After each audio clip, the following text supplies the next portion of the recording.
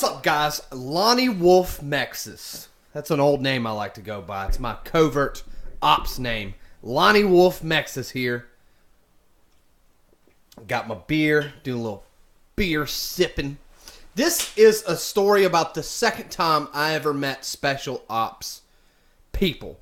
And I group a whole lot of different branches and countries into that spec ops. I just call them special operations, basically. I'm sure if they watch this video, they would get mad and be like, some of them be like, we're not special operations, we're Navy SEALs or whatever. But anyways, this is the story about the time an Australian Special Forces guy beat up a United States airman. Bad. Beat him up really bad. It was in 2012 in Qatar, Al Udeid, Qatar. It's an air base in Qatar. It used to be, in 2012, it was, the base was, what do you call it? It was a secret base, but I mean, not really.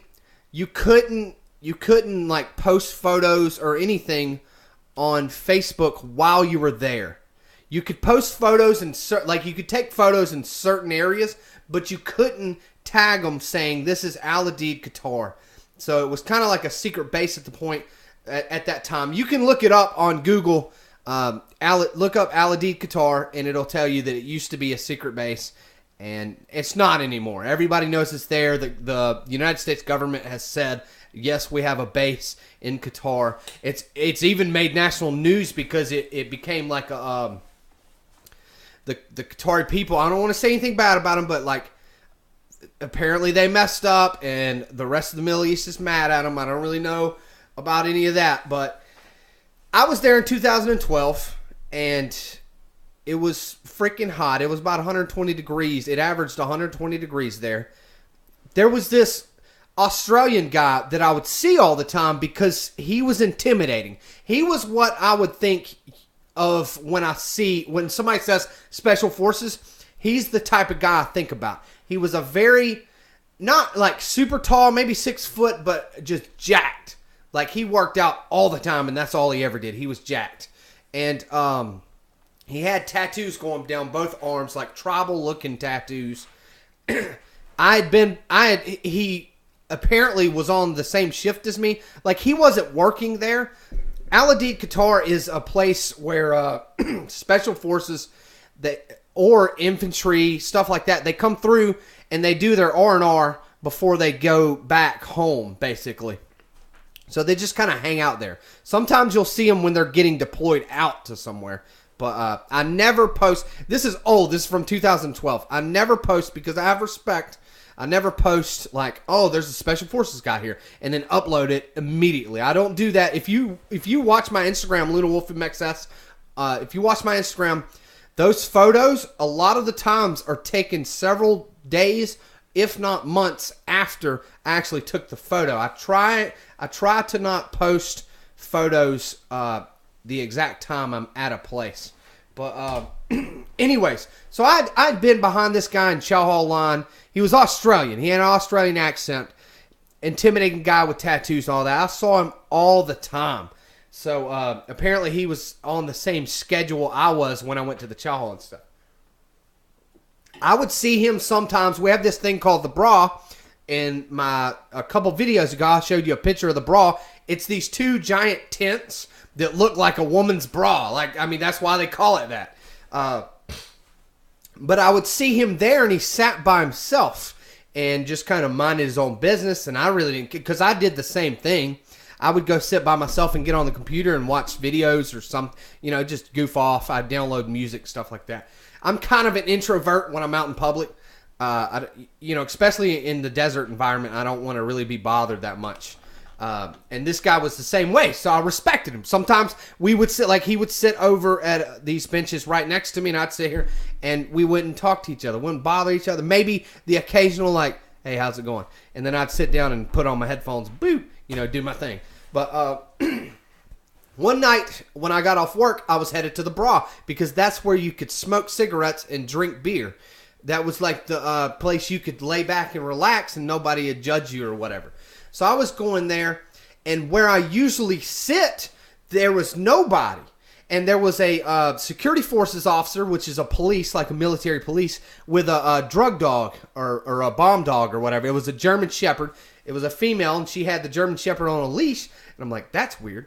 And then I see this big spot, like black spot, right in front of like the bench with the table. And I'm like, what is that? And I get a little bit closer, and it's red. And I'm like, that's blood.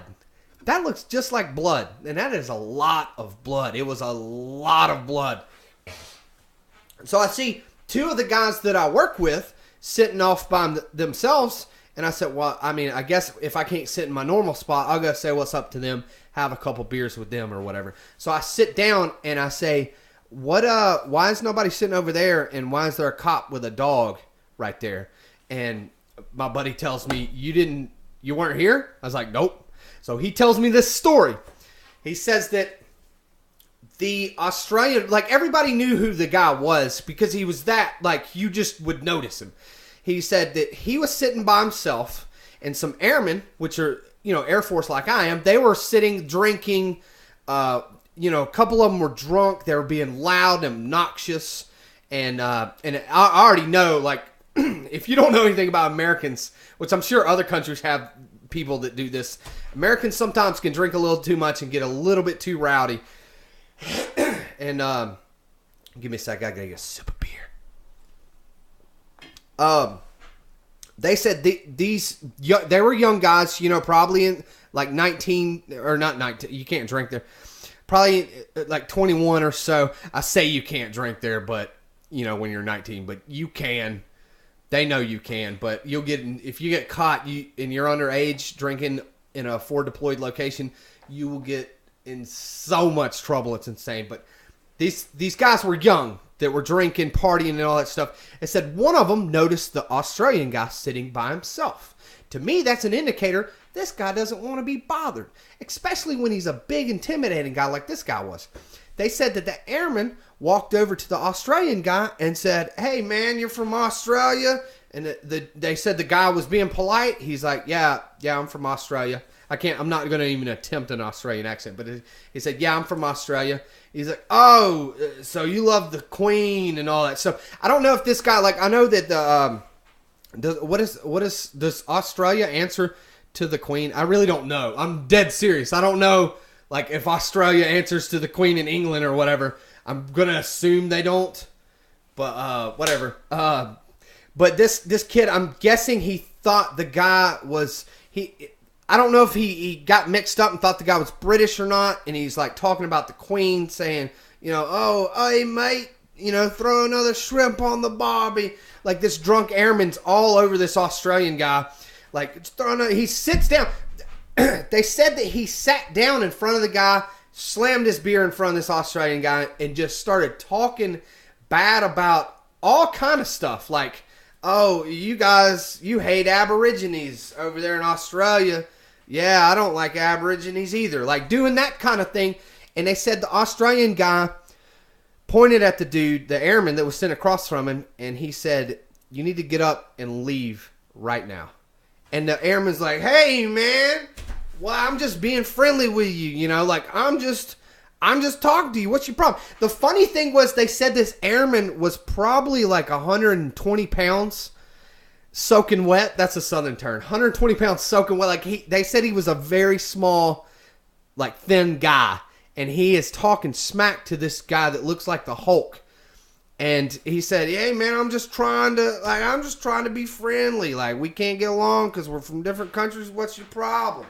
And they said that the Australian guy told him one more time, you need to get up from this table and go sit back with your friends and leave me alone.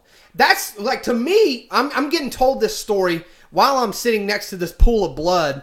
I'm getting told this story, and I'm like, that's the moment where I would say, oh, this guy just said, leave me alone. I'm going to go off somewhere. I'm going to go back to my room. When people tell you to leave them alone, that is a huge indicator that they are about to do something really bad to you. So they said that this guy said, you need to get up and go back, sit with your buddies, leave me alone. I'm trying to mind my own business here, basically. They said the airman said something smart to him, like cussed at him. They said that the airman, he's drunk. He's sitting there with a beer in front of him like this, like drinking his beer. They said the Australian guy stood up, walked up on the table, kicked. They said he was wearing boots, which I had seen him. He would always have like his boots, like his service boots. He would be wearing like shorts, a t-shirt like I'm wearing right now, and boots.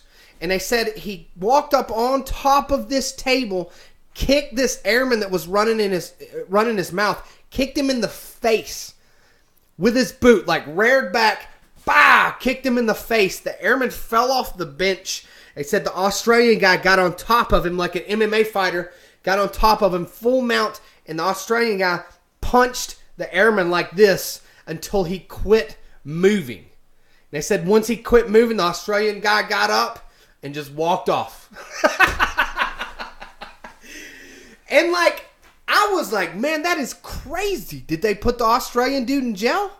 And my buddy said, no, man, they probably give those guys medals for beating up Americans. Like they're probably not gonna put that dude in jail or the brig or whatever. They're not gonna do that because, you know, whatever. He's Australian Special Forces, and that airman. He said that if they didn't ask any questions like to my buddy, but he was like, if they would have asked me, I'd have said that airman was being belligerent, cussing at this guy, which is basically what they said he was doing. He was just trying to cause problems. I guess because he thought that, you know, you can't touch me because I'm in the military. You can't just beat me up. Well, evidently, the airman was wrong. And I was like, all that blood come from that airman that got beat up. And he's like, yeah, like we sat here and watched it because everybody was fed up with this guy running his mouth. They're like, we just sat here and watched it. Australian dude beat the crap out of him and then just got up and walked off. And I said, what happened to the airman? My buddy said, he's probably dead. Like he's like, all I know is he's dead. I saw him take him off in a stretcher. He didn't move. And that's all his blood laying right, like on the ground right there. He's probably dead. I was like, that is insane, dude. And my buddy tells this story way better than I do because he actually saw it. I showed up late to the part. I showed up right when it had ended. And that to this day, I have no clue what happened to that kid. He's probably dead. Like, no lie. As much as I know, I never saw him again. He's probably dead. And the Australian guy, I didn't see him anymore, so I don't know what happened with him either. I didn't see him anymore after that. But I remember my buddy telling me this tiny little airman was picking on that Australian Special Forces guy. And I said, that huge guy with the tattoos? He said, yeah. I was like, who in their right mind would go bother that huge guy with tattoos who everybody knows is Special Forces? Why would you do that? And he didn't have an answer. He's like, I don't know. I guess just stupid. I just never got over that. I was like, why in the world would you go do that? I mean, it would be like there's a great white shark swimming in a pool, and you're like, you know what? I'm going to go punch that great white shark in the mouth. It'd be like, hey, buddy, I don't know if that's a good idea. Those things kill a lot of people, and they really don't like being punched, you know? But that's basically what he did. I'm sorry I went so long on this, but it was just like the whole thing was just so crazy. Like, why would you go talk to this hulk of a man? You know, why would you go run your mouth to him? Nobody knows. To this day, nobody knows. They're like, we don't know. The kid was stupid, and now he's probably dead. I really don't think the kid died, but that was a lot of blood. It was gravel where we sat. It was a big gravel area where all the benches were that we sat and, you know, smoked and drank. And there was so much blood on the ground. It was ridiculous. I could not believe it. Could not believe that happened. But anyways, guys, that's the story of the Aussie beating down the airman. I hope y'all enjoyed it. I'm going to keep doing these. I've got at least... I've had several run-ins with Special Forces like that. I've never really like hung out with them. I've talked with some of them, but not big conversations. You know, I try and respect them and give them their distance and all that stuff. But anyways, appreciate y'all watching. Check me out SoundCloud, Instagram, Twitter, and like always, check me out on the streets. And also, everybody, if you see a giant man with tattoos and you think he's Special Forces, just say hey to him like I did. I'd be like, hey, what's up, man? And I'd sit down and put my headphones on. Take me out on the streets.